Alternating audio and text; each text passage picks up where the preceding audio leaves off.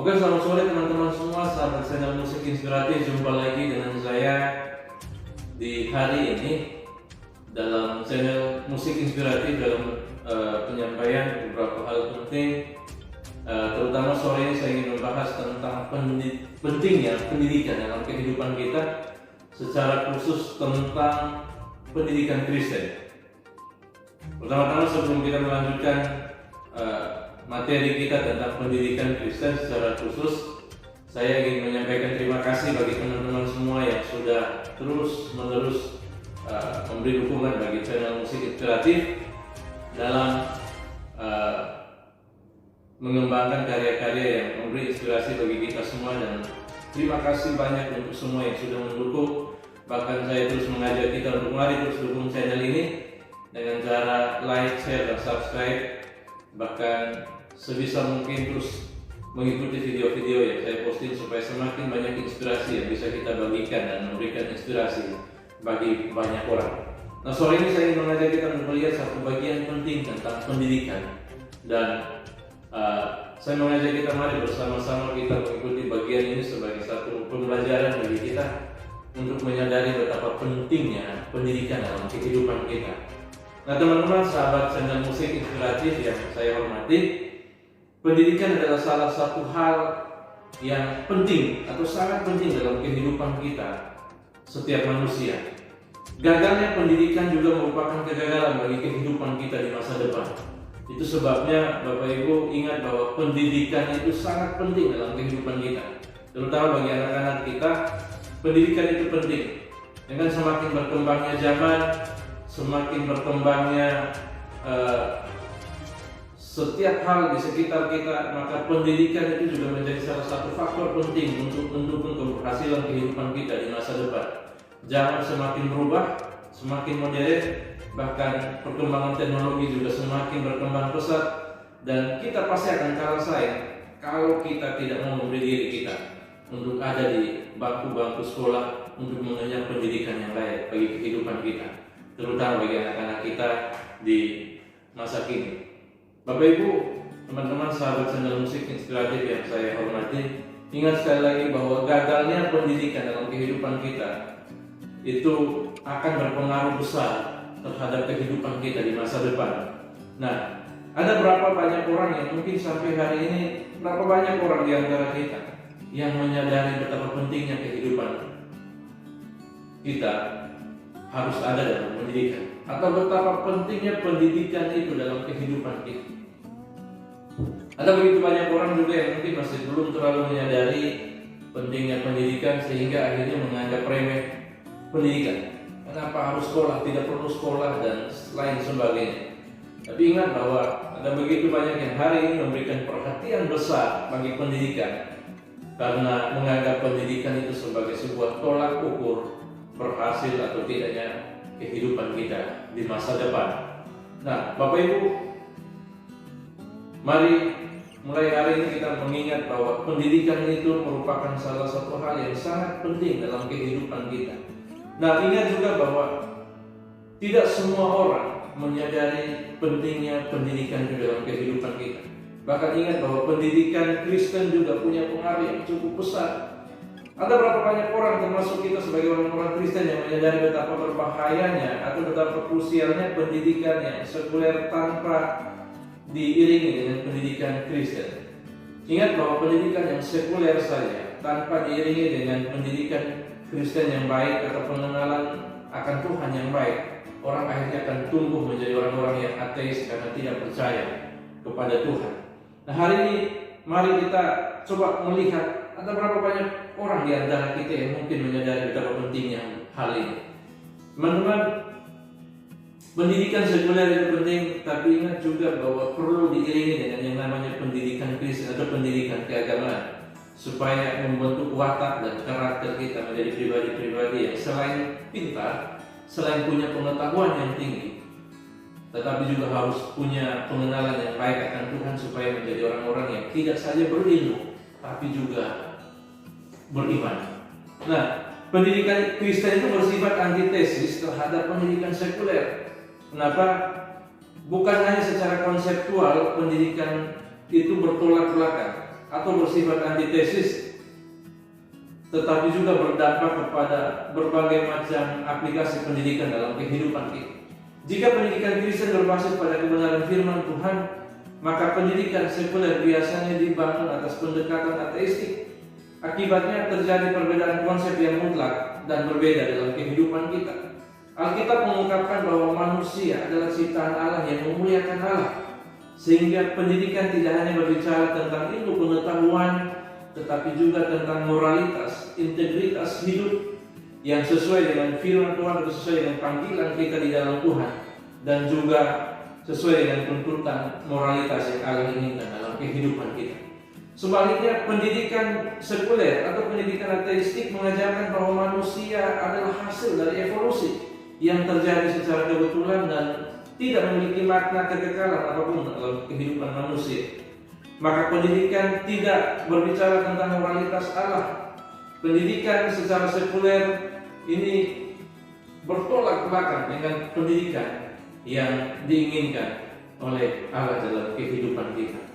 Nah, ingat bahwa kondisi ini menyebabkan pendidikan akan membuang konsep iman dalam pendidikan, membuang pelajaran agama, tetapi sebaliknya mengajarkan prinsip humanisme, cinta diri sendiri, cinta uang sebagai basis dari pendidikan. Ingat bahwa di Batam atau di Indonesia secara umum, hari-hari ini ada begitu banyak sekolah yang tidak mengajarkan pendidikan agama di sana. Bahkan ada begitu banyak sekolah-sekolah umum, sekolah negeri yang mungkin hanya mengajarkan pengetahuan umum saja. Tapi untuk anak-anak yang beragama Kristen, jarang sekali didapati mereka belajar ketika ada mata pelajaran agama Kristen. Terkadang yang menjadi hal yang sangat miris adalah bahwa nilai agama mereka dibuat saja tanpa diberikan kesempatan untuk belajar. Bahkan bisa dihitung Bapak Ibu, teman-teman, sahabat sedulur inspiratif, ada banyak sekali sekolah negeri yang tidak ada guru agama Kristen. Mungkin agama yang lain ada guru, tetapi agama Kristen tidak ada. Itu sebabnya ini harusnya menjadi perhatian kita bersama untuk menyadari bahwa pendidikan itu tidak saja hanya pendidikan yang umum, tetapi juga perlu diiringi dengan pendidikan agama. Nah, teman-teman, Robert R. Gold yaitu dalam bukunya yaitu Sejarah Perkembangan Pemikiran dan Pendidikan Agama Kristen mengatakan bahwa apabila benar ucapan bahwa setiap angkatan condong dicap oleh gaya hidup dan berpikir para pemimpinnya, maka pendidikan agama Kristen yang dilaksanakan oleh gereja purba dapat diketahui juga dengan jalan mempelajari sumbangan pedagogis yang diberikan oleh para pemimpin itu. Nah, teman-teman, ada begitu banyak konsep teori mengenai pendidikan yang berkembang sejak zaman dahulu hingga saat ini, dan masing-masing memiliki pengaruh yang berbeda-beda. Salah satu tokoh yang memiliki teori mengenai pendidikan yang memiliki pengaruh yang luar biasa dan masih bertahan hingga saat ini yaitu Agustinus. Agustinus merupakan salah satu dari 5 tokoh pendidik besar yang sangat berpengaruh dari zaman ke zaman dengan teori-teori dan pemikiran-pemikiran yang luar biasa. Dan ada begitu banyak hal yang bisa diambil untuk menjadi dasar bagi kita untuk terus menjadikan pendidikan itu menjadi hal yang penting dalam kehidupan kita. Nah, ada 8 teori besar yang pernah dikemukakan oleh Agustinus mengenai pendidikan, yaitu yang pertama teori tentang nilai, yang kedua teori tentang pengetahuan dan keterampilan apa yang layak dipelajari, lalu teori pengetahuan apa itu ilmu dan bedanya dengan kepercayaan, apa itu kesalahan dan kebohongan, lalu yang berikut teori sifat manusia, apa itu manusia dan bedanya dengan spesies lain, serta apa saja batas-batas potensi manusia. Lalu yang berikut ada teori belajar, bagaimana pengetahuan dan keterampilan diperoleh. Lalu yang berikut ada teori transmisi, peralihan pengetahuan dengan cara apa dan apa yang menjadi kurikulum. Lalu yang berikut ada teori masyarakat, teori peluang, siapa yang harus dididik, dan teori konsensus, mengapa orang tidak setuju atau beda pendapat serta bagaimana mencapai konsensus.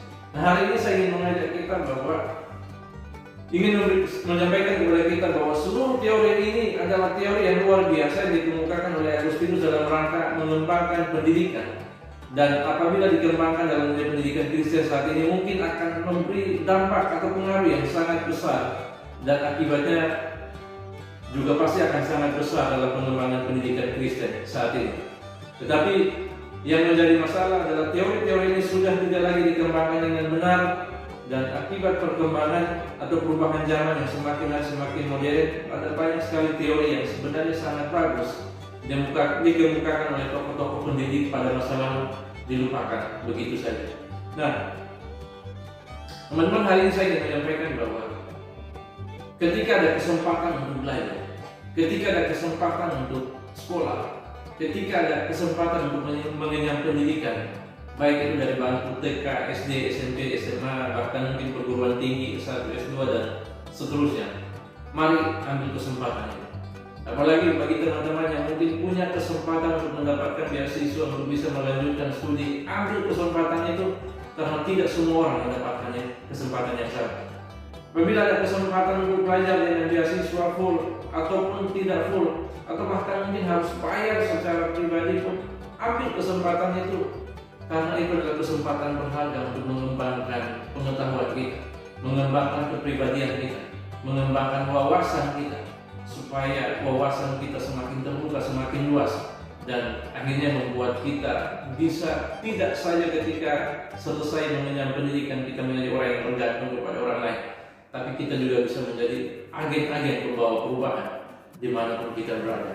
Nah, teman-teman, dari sekian teori yang dikemukakan oleh Agustinus, nanti pada topik yang kedua saya akan mengajak teman-teman sahabat channel musik inspiratif, kita akan bahas satu persatu 8 teori yang dikemukakan oleh Agustinus tentang pendidikan itu. Dan ini adalah teori yang sangat luar biasa. Saya mengajak ayo ikuti terus video ini adalah part pertama. Nanti di bagian yang kedua saya mengajak teman-teman nanti ikuti terus videonya. Kita akan mulai membahas teori yang pertama yang dikemukakan oleh Agustinus, yaitu teori mengenai nilai atau pengetahuan dan keterampilan apa yang layak untuk dipelajari, teori pengetahuan apa, dan apa itu ilmu dan bedanya dengan kepercayaan, lalu apa itu kesalahan dan kebohongan. Ini adalah hal yang berkaitan dengan teori nilai, hal-hal yang penting yang akan saya sampaikan, saya bahas nanti di bagian berikut video saya. Oleh karena itu saya mengajak teman-teman ayo ikuti terus channel musik inspiratif supaya ada banyak sekali materi yang bisa dapat kita bagikan. Sebagai pendahuluan saya ingin menyampaikan beberapa hal berkaitan dengan teori yang nanti kita bahas bersama-sama. Sebelum kita masuk nanti ke teori yang pertama tentang teori nilai dan hal-hal yang berkaitan di sana, yaitu ada pengetahuan dan keterampilan apa saja yang layak untuk dipelajari, lalu teori pengetahuan apa saja yang bisa didapat dari sana, lalu apa saja yang dapat mempengaruhi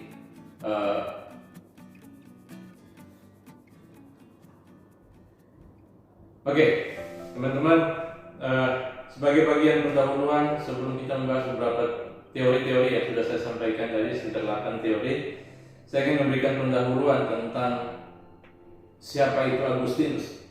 Agustinus adalah seorang uskup dari Hippo, ingin memberikan pemahaman tentang praktik pendidikan Kristen dalam kehidupan kita. Ada perhatian yang serius Agustinus mengenai persiapan, pengajaran, metode, dan referensi yang digunakan oleh seorang guru Kristen dalam mengajar. Karena ada begitu banyak kontroversi antara pengetahuan yang sekuler dengan kurikulum Kristen, maka Agustinus berkata bahwa manusia harus memuaskan kerinduannya yang mendalam akan pengetahuan, atau dia harus hidup dalam keadaan perang berkelanjutan dengan keingintahuan ilahi yang ditanamkan dalam dirinya. Agustinus begitu menaruh perhatian yang sangat serius akan pendidikan Kristen, sehingga banyak melahirkan karya tulis yang secara menyeluruh memberikan kontribusi yang baik tentang pendidikan dan pentingnya pengembangan teori pembelajaran serta pengaruh pendidikan Kristen, dan juga tentang fungsi guru sebagai seorang pendidik.